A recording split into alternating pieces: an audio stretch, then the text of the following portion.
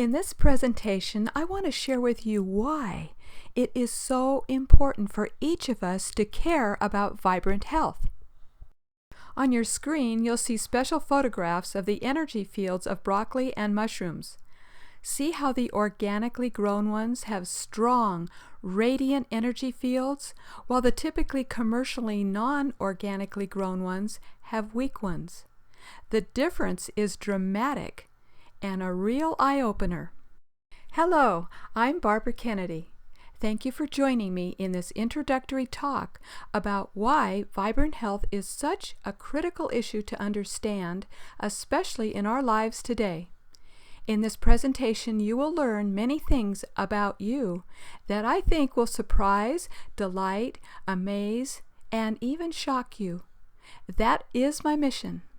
I want to inspire you to want to care more and more about what it takes to be vibrantly healthy, so you are empowered to know what to do next on your journey to vibrant health. I've spent many years in the fields of natural and holistic health in an effort to keep my own body as healthy as possible while also helping others to do the same. I am a nutrition and natural holistic health coach, have a doctorate in naturopathy, am a certified advanced metabolic typing advisor, and have written an extensive 475-page book on natural holistic health.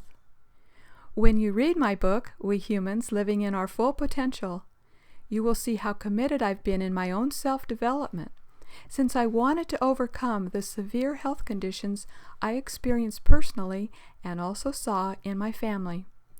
It was so powerful and influenced years ago that I made an inner commitment to myself then to strive to understand the workings of what makes good health, physically, emotionally, mentally, and spiritually.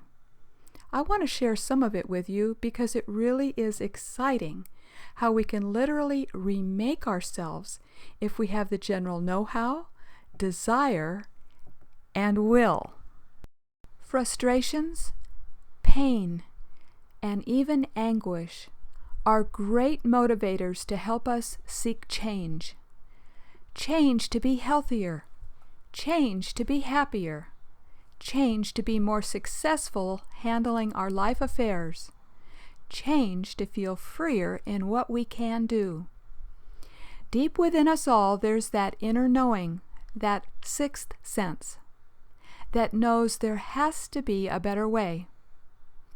This can be the motivator that drives us to look for what the options are, to find answers to our questions, to find our ultimate solutions, to be pain-free, to move freer, to be happier, to feel more vibrantly alive.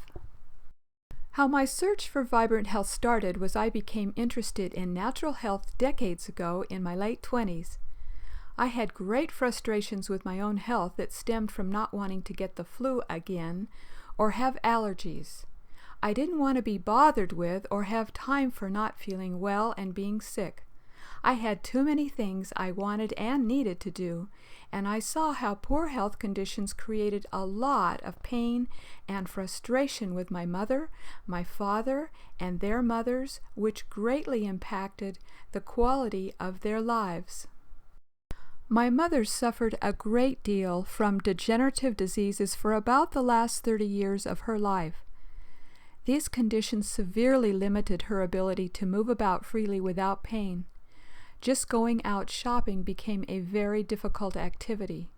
It was so hard to watch her struggle so much managing her pain. And her mother suffered greatly from similar degenerative health conditions that created many frustrations and hardships for her to live life as she wanted. The last 7 years of her life were mostly confined to being in pain, in her bed, with my mother, her main caregiver. What they shared in common were cravings for sugary foods like ice cream, pies, cake, and candy. My father suffered from severe health problems related to smoking since he was 11, as well as the same cravings as my mother's side of the family, sweets and candies. And his mother had the same cigarette and sugar craving syndrome that created all kinds of health problems in her life, as well as for my father's, trying to care for her in her later years. My father's later years were very hard for him due to his chronic health problems, and his last few years of life revolved around a big round table in his living room that had all of his medications organized to take throughout each day. Essentially, he was tethered to that table. What became fascinating to me when I began to understand the workings of good and poor health was that both my mother and father had a pretty good basic knowledge and understanding of why it was important to eat healthy foods, but their strong cravings pulled them out of balance, which far outweighed the good meals they ate.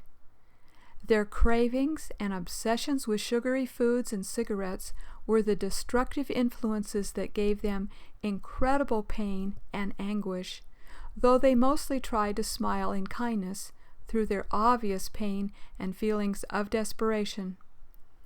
Though well-intentioned and good people, these were my health role models, and I too grew up loving candy bars, cookies, and sweets, and thankfully not cigarettes. In my late 20s, I became very frustrated with medical doctors not solving my health problems of getting the flu and suffering with seasonal allergies. All they did was prescribe an antibiotic for the flu, or antihistamines, or allergy shots for allergies. And when I'd ask these doctors why did I get the flu and have bad allergies, they never gave me legitimate reasons that felt like they really knew the answers. They just write out a prescription for some drug, hand it to me and say, "Take this, you'll feel better." I remember one particular time when the doctor handed me a prescription. I walked out of his office, wadded up the prescription paper, and tossed it in the trash can outside his door. That was it for me. I was tired of the runaround and not solving my health problems. So instinctively, I drove to the local health food store where I bought a few books on how to be healthy. I desperately wanted to understand why I got sick and why were my mother and father being attacked by illnesses and diseases. So maybe I could help them. And also, how could I avoid getting what they had as I grew older? That was the beginning of my search for knowledge and wisdom of what makes vibrant health, and this interest has become a lifelong exploration and adventure. It's such an incredibly vast and exciting field. It's full of phenomenal opportunities for all of us to elevate our current health standards. For as long as I can remember, I've been interested in the workings of the body and people's health. Sometimes I sit on a bench at the malls just watching people stroll by. I watch how people walk, how they move, how they get in and out of cars, and how they relate to one another. What I see is depressing, really. So many people of all ages do not look healthy or happy, and certainly not vibrantly healthy. Many walk with limited flexibility. Their expressions are serious. They lack a natural enthusiasm that comes from being healthy and happy. Many are quite a bit overweight. Many lack graceful, easy movements and a quickness in their steps. I see a lot of body stiffness, limping, unbalanced walking, and carefully calculated movements. I see tension of emotional stress on their faces from being restricted in their movements. I feel a deep sadness for their obvious pain and frustrations. These poor health conditions in our country deeply concern me. What has happened to our society that used to be strong, productive, and active enough to build up this great country in construction of railroads, highways, buildings, homes, and businesses that create the products that we've come to depend on and enjoy? We have become lax as a society, lost in our electronics, our computers, TV, and smartphones. We're sitting and staring a lot at our digital worlds. And with this loss of everyday physical activity, our society has weakened. And even more destructive is the nutritional quality and naturalness of our foods and drinks that have been greatly altered and diminished from what they once were, natural, created by nature. The changes I've seen over the last 30 years in our nation's food supply that consumers have to select from in most supermarkets are dramatic and tragic. Asleep at the wheel. Honestly, there have been times in my early life when I had learned a lot about what makes good health, and I wanted to jump up and down and yell out to the world, "Wake up, humanity! You are asleep at your wheel of life. The wonders of vibrant health are amazing and miraculous." Many times I felt alone with these feelings as I watched people around me not really care or even care to know. Now what I'm going to say next, I hope will shock and surprise you. My hope is it will wow you. You are a great miracle of creation. And here's why. If you have your sight, within your eyes are 100 million receptors that the Creator of life placed in them to enable you to see the sun, flowers, your favorite people and pets, your home, your world. If you have your hearing, you have some 24,000 fibers in each of your ears that vibrate to the wind, the tides, music, birds singing, and those you talk with. If you can speak, your voice has the power to cheer up those who are unhappy, encourage those who feel defeated, and share your interests with others. If you can move about and are not paralyzed or physically impaired, you can stretch, run, dance, work and play with some 500 muscles, 200 bones, and 7 miles of nerve fiber all synchronized to allow you to move through your life. Your heart pumps more than 600,000 gallons of your blood each year through 60,000 miles of your circulatory system. You have about 22 trillion blood cells in the approximately 5 quarts of blood within your body. Within each of these 22 trillion blood cells are millions of molecules, and within each molecule is an atom oscillating at more than 10 million times a second. Each second, 2 million of your blood cells die and are replaced by 2 million more each second since you were born. Your skin renews itself every month. Your liver renews itself every 6 weeks. Your lungs filter life-giving oxygen through 600 million pockets of folded flesh while ridding your body of waste gases. Your brain weighs approximately just 3 pounds. Within it are about 13 billion nerve cells that help you file away every perception, every sound, every taste, every smell, every action you have experienced since the day you were born. It coordinates your every move, your every desire, and processes every thought in your mind. It is your living master computer, and thus can be programmed for your life's successes and failures, as well as programmed to correct your failure patterns, increasing your knowledge and wisdom if you decide to make that choice. To assist your brain to control your body, you have some 4 million pain-sensitive structures, 500,000 touch detectors, and more than 200,000 temperature detectors. It is the most wondrous complex and miraculous structure in life itself. Then add to all this billions of decisions and activities that go on within us automatically, as most of us don't even think about or know about them. While we're swallowing food, the internal workings of the digestive system know exactly what to do with each particle and molecule. While we're driving, working, playing, and going about our life, these incredible, phenomenal processes are going on quietly within each of us throughout our entire life. This is why I say to you, you are a great miracle of creation. Really think deeply about what this means to you. I've listed just a few of the many miraculous parts of your being, hoping that by knowing these facts about your amazing self, you will come to realize what a great investment you are.